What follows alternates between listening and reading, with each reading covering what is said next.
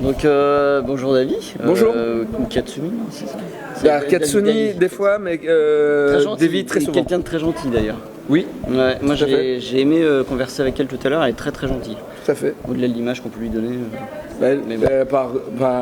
Quelle image? Moi je ne comprends pas de quoi on parle. Non, mais bon. Voilà, d'accord. T'as 50 francs sur le truc? 50 francs, non? Non, c'est pas grave. Il y avait une basketteuse plus loin. Ah d'accord, ok. Donc effectivement, donc, tu as fait donc, 2 livres un peu racontant ta vie. Oui, tout à fait. 50 francs et puis 42 euros pour... 41 euros. 41 euros, excuse-moi ça. Pour une poignée de psychotrope et 50 francs pour moi, tout. je suis obligé de payer 1 euro en plus hein, pour la sécu. C'est pour la sécu, c'est ça. Mais c'est 2 BD racontent ma vie, mais sinon j'avais fait Moirf avant qui racontait ma vie aussi. Très bien, et puis... Il était une fille que j'ai rencontrée 2 fois qui racontait aussi ma vie. Très très bien. Voilà. Qui habite Toulouse, non? Béziers. C'est bien ce qui me semblait. Ouais, Béziers. Je sais pas pourquoi, mais enfin bref. Ouais. Et donc finalement, tu as changé de registre avec La Petite Mort. Ouais, avec La Petite Mort. Déjà avec Karate Boy, ça a changé un peu de registre. Mais c'est autre chose. Oui, mais ça c'était avant. Ça c'était avant le Golden. Ouais, Golden Show, tout ça. Non, ouais, La Petite Mort, ouais, c'est une aventure, vraiment, une histoire avec un personnage qui n'est pas moi, même s'il y a quand même un petit peu de moi dedans, quand même, parce qu'on peut jamais trop s'éloigner de ses névroses. À cause de la taille? À cause de la taille, ouais, aussi. Et à cause de l'enfance, parce que ça parle d'enfance et j'en suis toujours pas sorti, ça commence à être chaud. Ouais, ça parle de l'enfant de la mort qui doit apprendre son métier, c'est-à-dire faucher les gens, et qu'elle sait, la petite mort, qu'elle va devoir reprendre le boulot de son père plus tard. Et elle n'a pas très envie parce qu'elle préfère être fleuriste. Ouais. Et puis elle aimerait bien aimer les humains, pouvoir les aimer, mais elle se rend bien compte qu'elle peut pas, puisqu'elle sait qu'un jour, chaque humain qu'elle croise, elle va devoir aller les faucher. C'est un peu triste comme constat finalement, mais la BD est assez drôle. Donc tu veux devenir fleuriste, c'est ça? Non, je rêve pas de devenir fleuriste, non. Non, mais l'idée du fleuriste, c'est l'idée d'envie de faire que des choses jolies, de faire rire les gens. Ouais. Tu vois? Bah, de toute façon, tu étais déjà dans ce processus avec le Golden Show et tout ça. Donc, tout à fait. De toute façon, tu as toujours été comme ça. Donc, oui. Mon spectacle aussi, il s'appelle. Bien d'ailleurs. Oui, il marche bien, ouais. Il s'appelle Petite dépression entre amis, mais il n'y a pas que de la dépression pendant une heure. Et en plus, il est vraiment pas cher, donc il faut vraiment y aller. Il est à 15 euros, je crois. Même pas.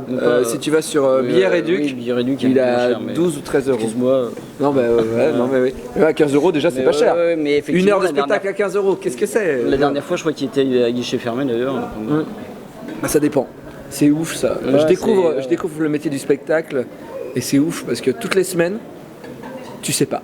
Tu rentres dans une salle pleine de 110 personnes ou alors une salle de 40 personnes et tu fais mais qu'est-ce qui se passe? Bah, il y a un match de foot. Ah ouais. Donc en fait personne ne sort. C'est assez stressant. Toutes les semaines, tu remets tu vois, ton ego est remis à zéro en fait. Tu vois, parce que si tu remplis toutes les semaines. Ça coûte 41 euros du coup à chaque fois que c'est pas plein ou Non. Non, mais on paye la salle en fait. Tu sais, quand on fait ce genre de truc, on loue la salle. Du coup, quand on a moins de 50 personnes, on y est de notre argent. On paye et on perd de l'argent. D'accord. S'il y a plus de 50 personnes, on rembourse la salle. S'il y a 110 personnes, on se fait une marge. D'accord, donc soit tu arrives à manger chez toi, soit il faut que tu ailles manger de la blanquette ailleurs, et que tu ailles... Soit je fais des vidéos et je dis aux gens, si, je vais faire une vidéo où tu fais la cuisine, tu vois, ça va être bien, et je mange à l'œil. Ouais, d'accord. Et voilà. Brice est très gentil pour ça. Ouais, j'ai cru comprendre qu'il avait l'air... Mais il faut que je teste la cuisine, la recette d'ailleurs de la blanquette. C'est une vraie recette très bonne. J'ai bien appris avec lui d'ailleurs. Ouais. Donc ouais. Et sinon, bon, malheureusement, Koh Lanta pour l'instant, on en est où là? C'est en berne. Voilà, c'est en berne. Koh Lanta est en berne. Mais ça revient là, je sais pas quand, mais l'année prochaine, 2014. Peut-être pour l'été, je sais pas. Bah ouais, j'espère bien quand même. Ouais, j'espère aussi. C'est important avec de savoir des vieux joueurs de Koh Lanta. Ouais, le retour de plein de vieux. Je pense qu'ils se disent, eux, ils ont survécu. Donc on est sûr qu'ils vont pas nous péter dans les doigts pendant le Koh Lanta. Mais c'est vrai, je pense qu'ils sont partis de ce constat-là. Et de faire des trucs plus drastiques maintenant, tu sais, genre des tests. Avec les nouvelles manigances et tout. Ouais. J'aime bien Koh Lanta. Ça, j'ai repéré. Je pense que personnellement, tous ceux qui te suivent ont repéré que Koh Lanta, c'est. Que j'aimais bien. Oui. C'est marrant, aujourd'hui, il y a plein de gens qui m'ont demandé des dédicaces BD, qui m'ont dit qu'ils m'avaient découvert grâce à mes vidéos de Koh Lanta. Et des gens qui me disent, mais je regarde pas Koh Lanta. Et je me dis, mais c'est bizarre quand même. Tu vas sur YouTube, tu vois un mec que tu connais pas, tu vois vidéo sur Koh Lanta, tu regardes et tu fais et après il regarde Koh Lanta. C'est ouf. Alors que je suis devant ma télé et je fais elle est conne. C'est bizarre. C'est bizarre. Mais bon, voilà, ceci dit, moi ça me fait rire. Après, ça fait rire, je pense, beaucoup de personnes, mais moi ça me fait rire. Et sinon, tiens, pour revenir sur Katsuni. Katsuni, ouais. Oui, Katsuni. Comment c'est venu cette idée justement de faire dans la peau de Katsuni? En fait, on savait que Katsuni acceptait de tourner un sketch avec nous. Ouais. Donc là, c'est un des sketchs du Golden Show qu'on a écrit pour l'invité. D'accord? Souvent, on écrivait un sketch et après on trouvait un guest qui collerait au sketch. Là, c'est l'inverse. On avait Katsuni et il fallait qu'on fasse un sketch sur ou avec Katsuni. Oui, bien sûr, ouais. Avec Katsuni. D'accord. Et on était parti sur une idée que j'aimais pas, qui était de faire les voisins de Katsuni. Ouais. Elle vient chez eux en petite tenue, ça machin, et eux ils pensent même pas à la niquer. Et c'est vrai que si t'es avec Monsieur Poulpe, t'y penses pas de toute façon. non, mais je me suis dit, c'est un peu facile. Je me suis dit, tout le monde ferait ça. Ouais. Tu vois, si t'as Katsuni, Ouais, genre, ah bah non, on la nique pas en fait.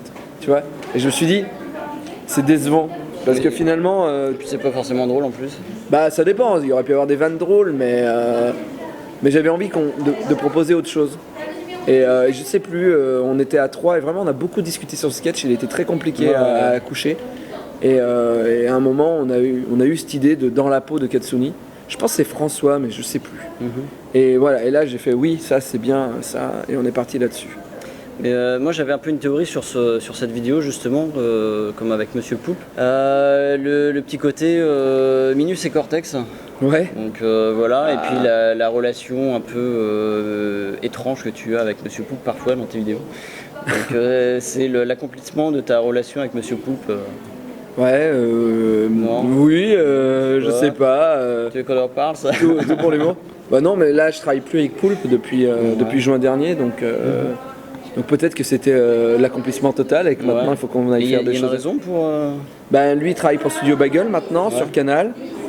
Moi j'ai pas aimé travailler avec Studio Bagel, j'avais bossé avec eux l'année dernière.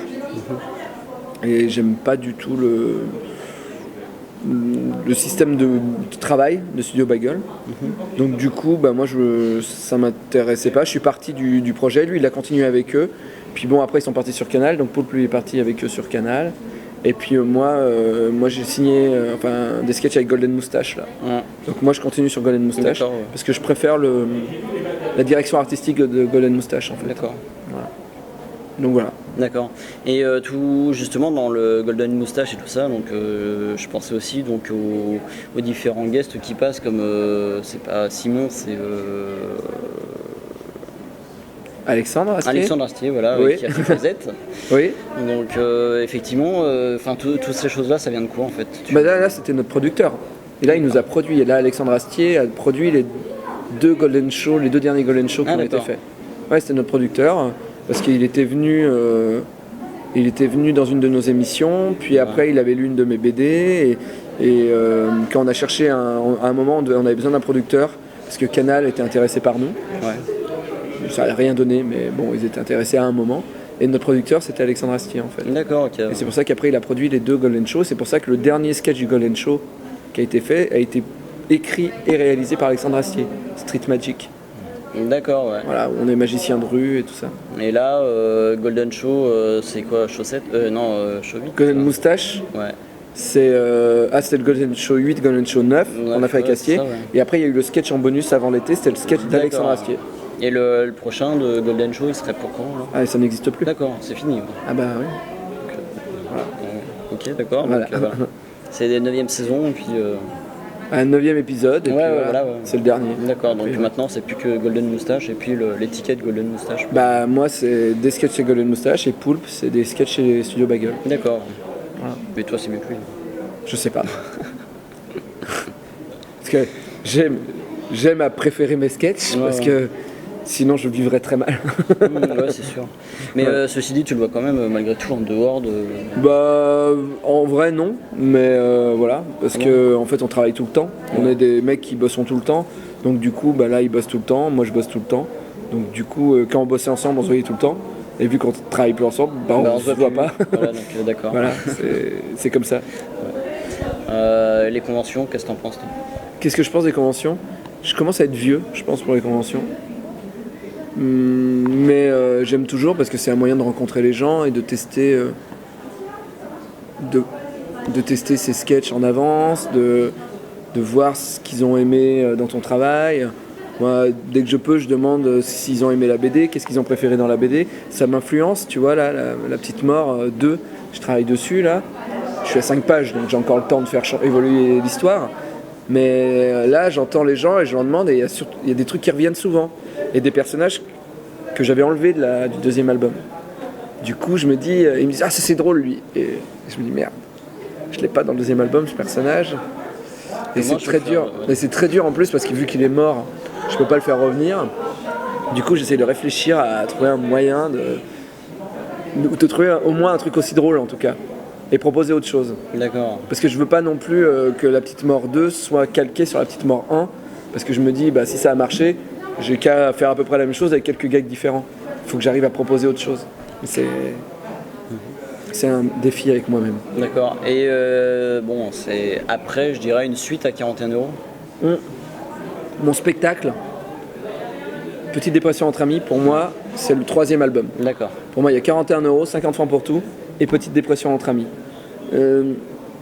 Delcourt semble intéressé par le spectacle. D'accord. Donc... peut-être une sortie en ouais, DVD. Mais j'aime vraiment La Petite Mort. Donc je pense que La Petite Mort, si tout va bien, il y aura encore un autre album après. Voilà. Et après, peut-être que je ferai Petite dépression entre amis en BD. En version mais qui ne ressemblera pas au spectacle. Et ça s'appellera pas Petite dépression entre amis. Je pense que ça s'appellera le syndrome de Stockholm. D'accord. Voilà. Bah, je te remercie. De rien.